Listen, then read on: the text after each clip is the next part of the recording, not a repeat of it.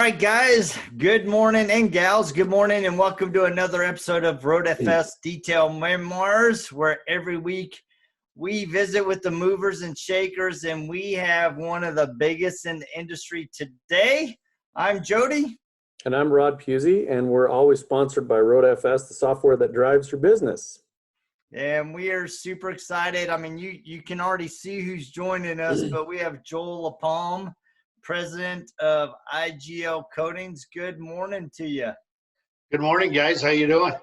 Doing good. Yeah, I think it depends on what you define good, because obviously by where Rod is, he's not in his normal place. So I'm sequestered in the back bedroom. You know, I got. So are you in timeout with your wife? Yeah, I'm in timeout with the house. We're having some plumbing issues, so I'm in the back bedroom instead of out there. So, man, it's just crazy. So how you been doing, Joel? I mean, the last couple weeks and month, actually, you've been doing some phenomenal live interviews, really trying to help industry pros, the detailers, the industry as a whole. And I mean, those things have been phenomenal. Well, thanks, guys. You know what? We've been doing all right. We're very fortunate being a manufacturer, and one of the products we happen to manufacture is disinfectant. So we've been doing okay worldwide. Our factory did close in Malaysia for a little bit, and then the government asked us to reopen because we manufactured disinfectant. And so we were helping China and Korea in a big way. And then after that, started shipping to the U.S. and North America also. Yeah, I think a lot of people, when they hear IGL Coatings, they, especially in the detailing industry world, they know that you're a coating company, but they don't realize how big IGL is as a company. Yeah, we're 6 continents, and I think close to 62 countries now. Whew. Yeah, and you and I were talking at SEMA last year and at Mobile Tech, and I didn't realize how many things you guys actually manufacture. Yeah, we do. I think our own line, I think we're close to 80 SKUs, and everything we do is ISO certified. So you'll see on our bottles, there's always a little silver sticker that's got a code, and that basically tells us which facility, what time, and what line it was made on. So if ever we need to do a recall or anything like that, it can easily be done. So how did you get into the detailing world and work your way to the president and king of IGL? Well, I don't know about king, but you know what? It was funny because I was semi-retired. I come from 27 years in food and retail products, I guess you can say. I come from the Price Club world. Today, you guys know it as Costco. I was involved in that heavily. I was involved in large food service and food retail stores here in North America, Canada. And then I went into the sales aspect as Aurora Foods. I was VP for the largest Italian importer of goods into Canada. Then I sort of semi-retired a little bit. We were just fiddle-faddling, helping my wife with her company. And I was golfing and curling. You know, as Canadians, we curl in the winter, we golf in the summer. And Jeff Carey, one of my good friends, he was in the same boat. He used to do seismic data. So he used to deal in the oil and gas industry out in Calgary, Alberta, and then he had moved and sort of semi-retired here, and we were both sort of like twiddling our thumbs, and both of our wives were sort of looking to get us out of the house a little bit, I think. So I had bought a detail shop locally because it was something I did when I was a teenager, and it was doing well, and I had a lady come in one day and ask me for ceramic coatings. I didn't know what it was. I had no clue. So I Googled it, and I found a couple of companies. And I looked up a couple of companies, and the one company told me to take a long walk off of a short bridge. Basically wasn't interested in doing business with us because they just didn't want to do business with us. We were too small of a market. And I come from my mentality says I don't like to be told I can't do something.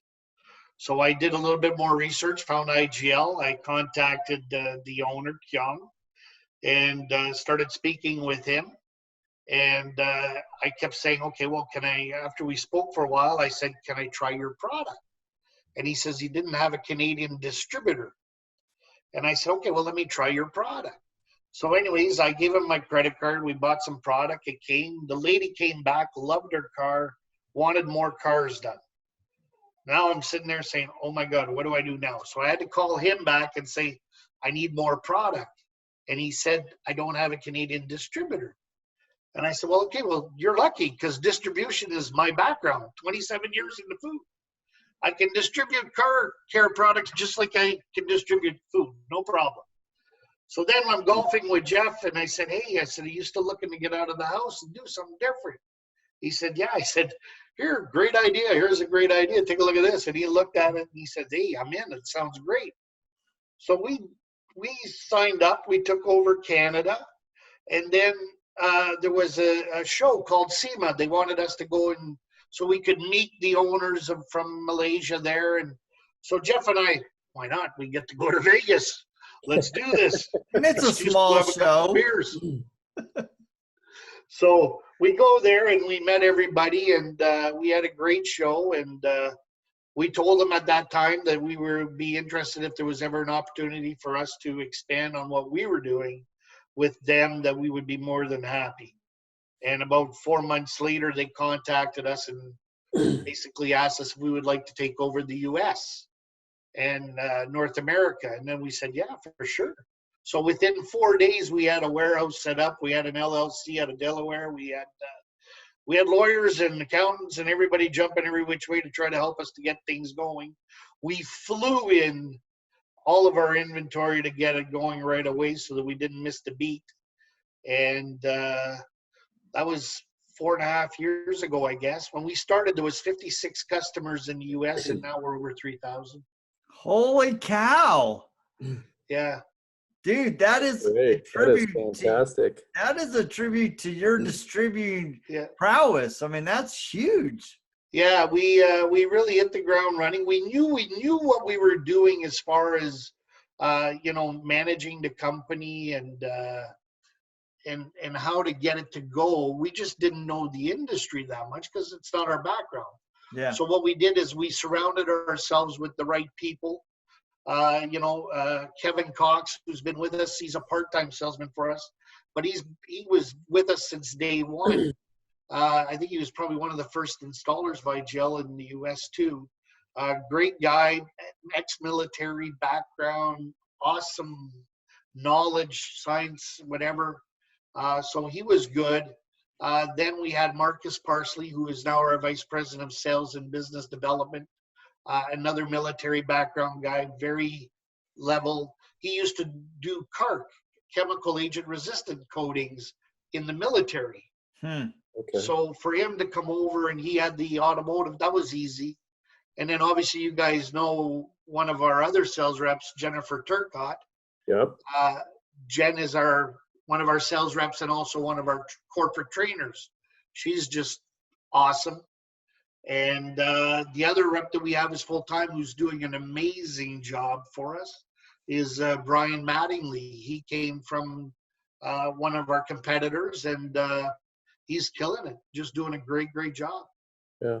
Well, you guys are always, I mean, anytime there's a show, whether it's Mobile Tech or SEMA or whatever, you guys are always like, there's just tons of people crowded around your booth and it's the thing I like about it is it's not a, I don't know how to say this without, not to offend anybody else, but a lot of them are just salesy. I mean, it's like you're at the circus. They're like, hey, can I get you to play this game? And they're grabbing you and bringing you guys hanging out and having a good time and just being there, showing your product and talking to people and answering questions and stuff like that. So that's one of the things that I really appreciate about it is because that's how, Jody and I try to be just personable, not salesy. It's not about that. It's about, just getting to know somebody. Yeah, and helping people out, and I always tell people, you can always tell the people that are, like you said, salesy. it's like the 27th of the month, and you know their boss is calling them saying, hey, you know, you need to get another 4 or 5 grand in here so we can make our month or whatever. We don't do any of that. Yeah. Like the biggest thing with IGL, and I think the biggest thing that we did when we started is we had no buy-ins, we had no minimums. If you had a pulse and were interested in learning about us and what to do, we were there. Come on, let's have a beer. Let's talk. Yeah. I love that. I remember when Rod and I brought our first account manager on into our company, he actually brought in all these sales books. And when he brought them in, we're like, you might as well just throw those out the door. Yeah. I mean, you can reference them, but that's not how we roll. It's all about let's create a connection, and you know, if and there's that's a fit, important great. because I'm going to tell you something. In the food industry, in the grocery store industry, if you ever walked into a grocery store, you'll always notice the manager's window of his office. He can see out, but you can never see in. Yeah. Okay. Right. And the reason that is, and I'm honest, I used to have salespeople, Hostess or Heinz or Kraft or Pepsi or Coke, whatever. When they come in the store, I could always see who was coming in, and they always had to go check in and sign in, and then the girl would call my office and say, you know, Mr. LaPalme, the Coke rep is here today. He'd like to talk to you, you know, because they want to sell. Yeah. And you know, to your point, I used to always watch the people, and there was some reps I just didn't like. So I used to call her and say, okay, I see Bill walked in from Coke. I'm not here. You know, where if Tom walked in for Pepsi, I'd get out of my chair and out. Hey, Tom, what are we doing? What display are we going to do for the weekend? And, you know, he'd have more floor space in my store because I respected him more, and I knew that he was really about helping me grow my business, not just selling me a damn product. Yeah. You know, and that's what we want to try to do here is we want to try to help the detailers think differently. I don't want them to think like a detailer. There's a lot of people that could teach detailers how to be detailers. One of the best, Rennie Doyle. You know, he anything you want to learn about detailing or know about, he's one of the best out there. Mike Phillips, another one of the best. Yeah. I'm not going to help with that at all. Where I can help is I can help you think differently. I can help you look at maybe outside the box and how to make money outside of a car. Yeah. Yep. And that's one of the things that I like about some of the other, you know, manufacturers and suppliers in the detail industry. I mean, we have the same kind of philosophy is like, if we want to help your business grow, we don't want to just sell you another product. You know, and there's been conversations off and on with our software of, well, let's make it so they just push a button and they buy the software. And I'm like, that's not us. We want to talk to them. We want to get to know them. We want to know their business. If they just push a button and buy software, we're not helping them. We're just providing them a button. So let's work with them. You know, Jody and I will fly out on site. We'll drive on site. We'll do whatever to try to get to know people so that we can actually understand the situation and their particular way that they do business. Yeah. And that's something, you know, we'll get a lot of, I do a lot of the social, I do all the social media, like as far as the pages and that, because I enjoy it and I learn more and I get to see stuff. And we get people that'll write to us and say, okay, I'm interested in getting an IGL account and this and that. And then the first thing we'll do is I'll say, okay, well, give us your phone number. We'll have somebody call you. You know, and then we'll assign it to a rep. Oh, well, I would just rather do it online. Well, that's not who we are. Yeah. And I get some companies will, you know, do the keyboard thing back and forth and set somebody up with an account. But if I can't talk to you, or if one of my reps can't talk to you and ask you questions or whatever, to me that there's either something you're trying to hide or you're not genuine about something. And if I can't help you try to grow and I want you to understand me as much as I want to understand you, I'm not interested in having you to be part of our family. Yeah. You know, we created that lingo 4.5 years ago and family. And I think people sort of adopted to it because, you know, now it's big now. People look at it more as a family thing. Yeah, absolutely. I think one of the challenges that I see with detailers, one, you know, they're looking at all the different coating options. And so they're trying to figure out which one to do. And I think sometimes they try to oversell their services on anything, not just coatings. So how do you help the detailer work through that challenge? Well, first of all, we're not a company that states to our detailers that you can only use us and must only use us. I'm not about that, because there's going to be different price points or different levels or different scenarios. I think that what I like to always try to teach the detailer is, in reality, it doesn't matter what coating you're carrying. Your customers are buying what you're doing. So, like, if I come to Jody Cedric's shop, you don't need to start hyping me and telling me that it's going to dance. It's going to, when you turn on the car, all of a sudden AC/DC is going to come on. And I don't care about all that. If Jody tells me that this is what I need to put on my car and it's $1,500, well, I'm going to buy it because Jody told me, not because it's pink and black, green, red. It doesn't matter. Yeah. Doesn't matter. And I think because at the same time, you're the one that's going to maintain it, right? So exactly. I got to have that relationship with you, not the coating.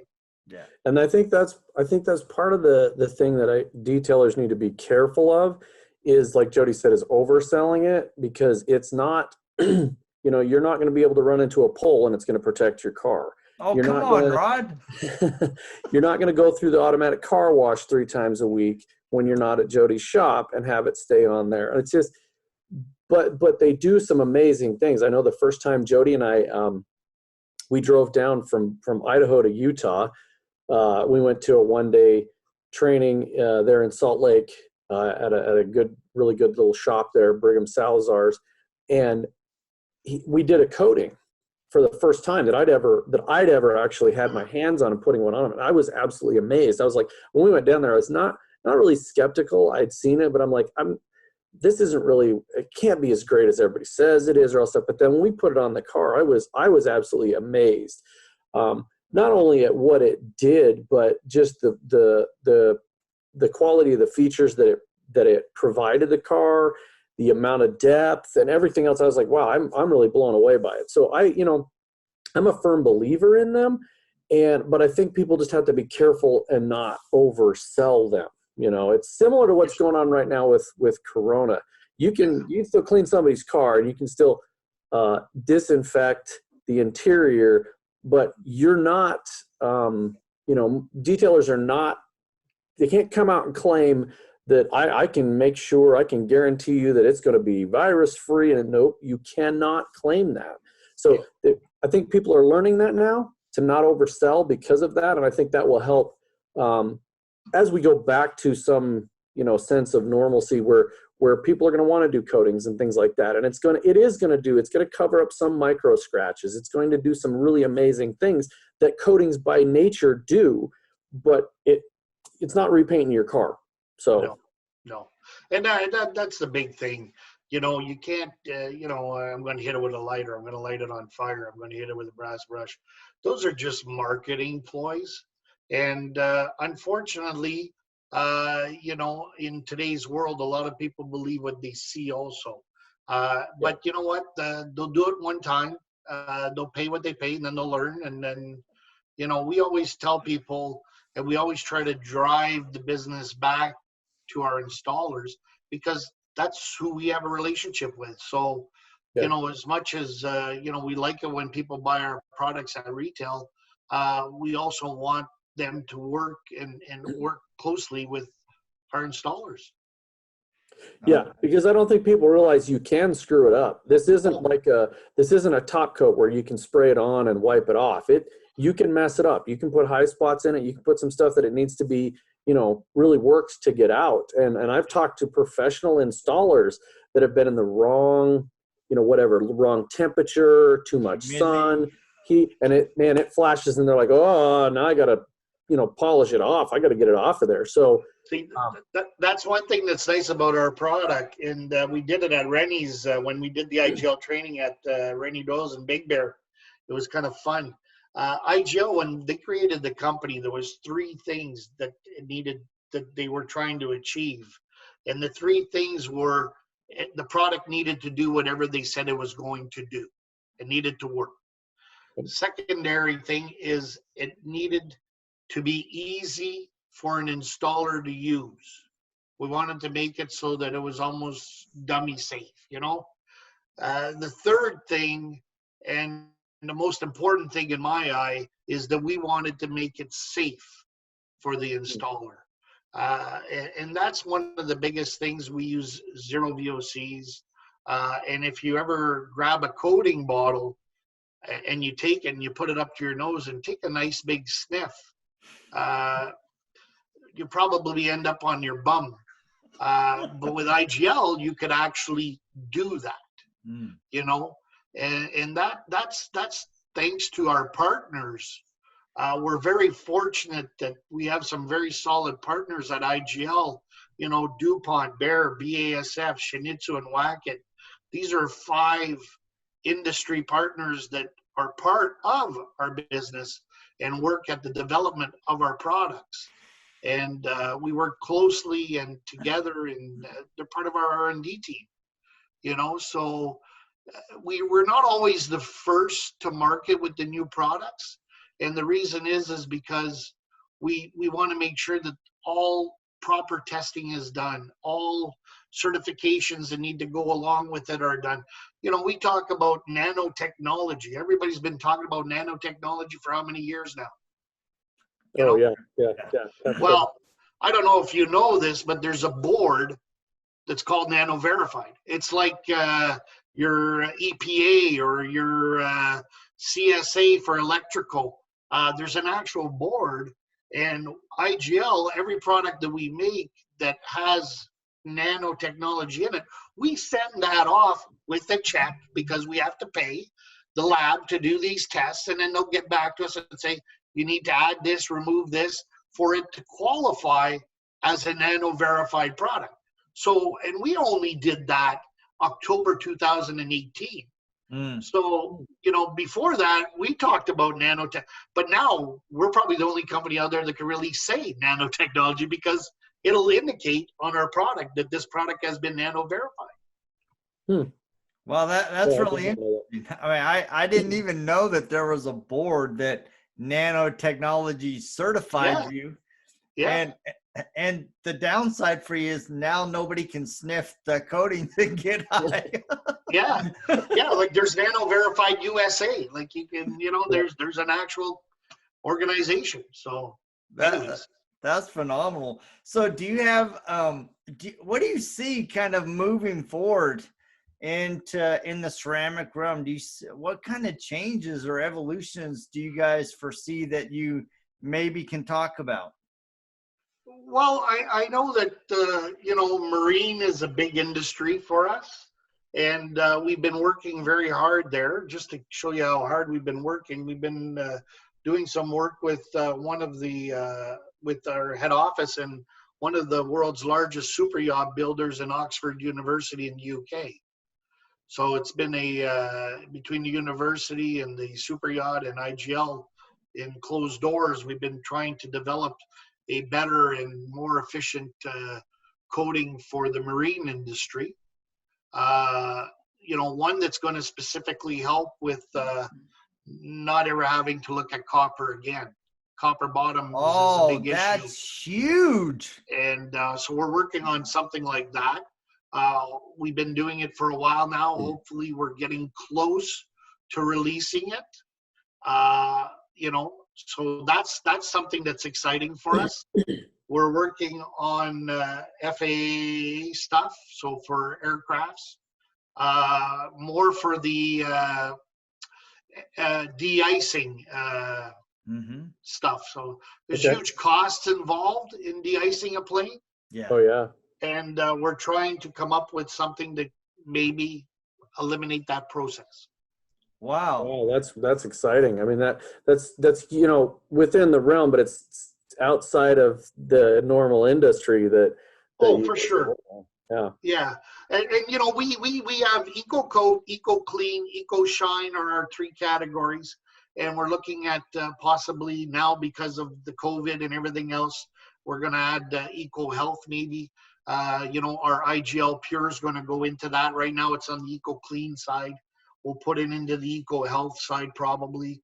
And then we're looking at a couple of other products, one specifically for ULV foggers, and then another one specifically as a coating, which would last, 3 to 5 months maybe, where if we coated the door handle and I have bacteria or whatever on my hand, I touch it, it'll kill it immediately. I'm not going to have to re-sanitize the door handle every single time somebody touches it. So this is stuff that with our partners that they're working on. So again, That's cool. yeah, and we do listen to our detailers. I don't know if you guys know, but one of our products, IGL Glue Off, was designed and developed by Bernice. Really? Oh, really? You know, Bernice That's has awesome. been in tinting and wrapping forever. Bernice is very well known in the industry, and she had a product that she had in her head envisioned to help remove glue. And because I guess that's a big issue when tinting, and they spend hours and hours. And so we worked with Bernice for almost 12, 15 months, developing a product back and forth from lab to her to test. And we finally released it just at SEMA this year. And the product is doing amazing. It's selling like hotcakes. And for us, it was nice because all of a sudden it opened the door to all these tinters and wrappers. Yeah. And a lot of these guys, they're looking for extra ways to make money too. So now you can say, well, why don't you coat the car after you wrapped it? Oh, protect the wrap. So now, it's now you go from having, X amount of detailers you can work with to adding X amount of wrappers and tint people you can work with. And they're not competing against each other, so it's great. You're allowing them to make more money, and these guys over here to make more money. That's phenomenal. I love that you're engaging your customers with ideas, right? Because I think Rod and I are really big on that. A lot of the features that we built in RoadFS have specifically been generated by customer questions. Hey, what if we did this? Could you do that? And I love that because it makes the overall offering better, and it helps people in their business. And obviously you're coming at it from a supporting side of the detail industry. And so what are some key things that you would recommend detail owners do to really expand and grow their business? I think the number one thing that I always try to preach to people is that if you're always working in your business, who's working on your business? Right. A lot of our detailers, and no fault to themselves, but they're one-man shows. And, they're in there 8 to 10 hours a day, and, and they tell me, oh my God, I'm busy, I'm working hard, I'm doing it. But you can ask them, well, so what did you get done today? And they can't tell you because they had their head inside a car all day. And I get that sometimes, but my biggest thing to them is, it's great, you're booked out for 2 weeks now, but what comes down the road in 13 days when you're not booked out?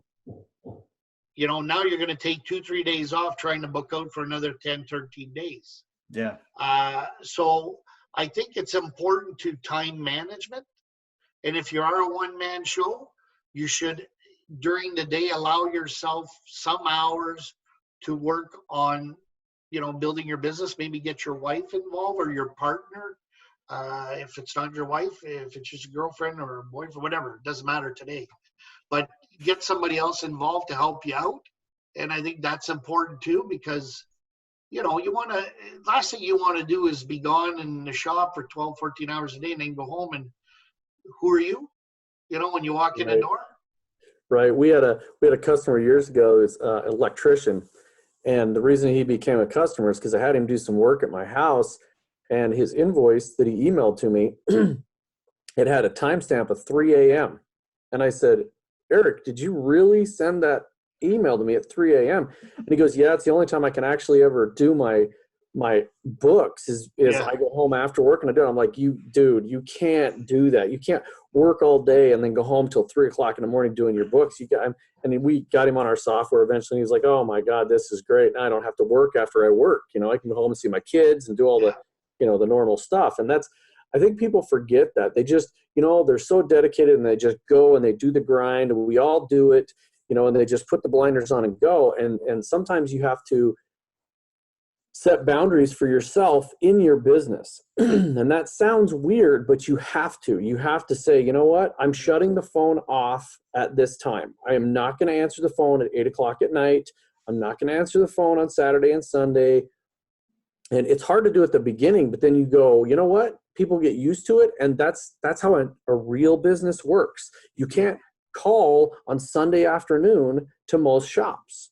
But if people know, hey, I can always call Jody, man, if I call Jody at 5:00 on a Sunday, he's going to answer the phone. Don't do it. Figure out another way. Yeah. And that's the biggest thing. And I think that the detailing world, like we're pretty responsive. We have enough people that we try to, make sure that somebody's sort of always available.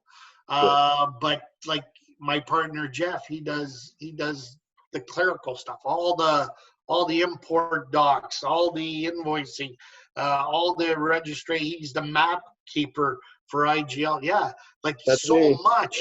And you know what?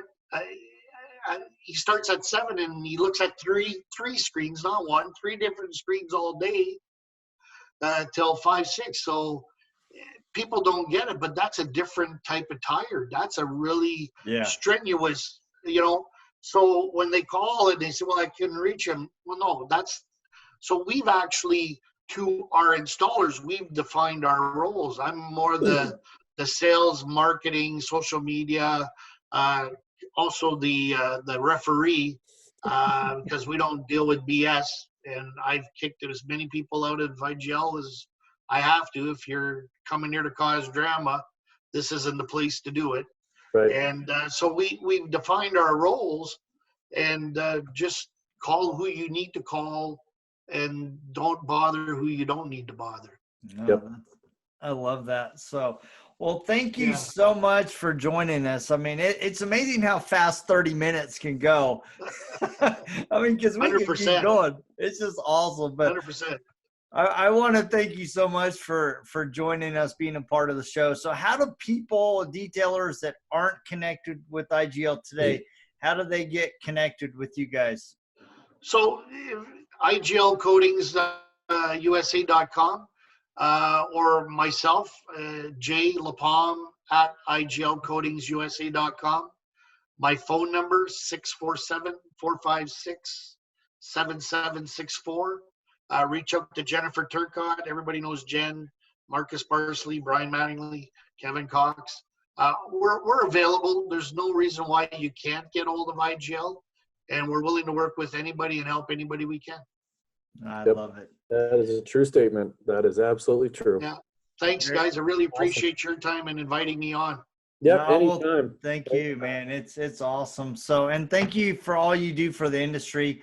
Everybody tuning in, thank you so much for joining us every week. Make sure you check out the YouTube channel. We also turn this into a podcast. So if you're on the road, there's no excuses. Just plug them in the ears and go. So, and we will check you guys on our next episode of RoadFS Detail Memoirs. Thank you. See ya. Bye.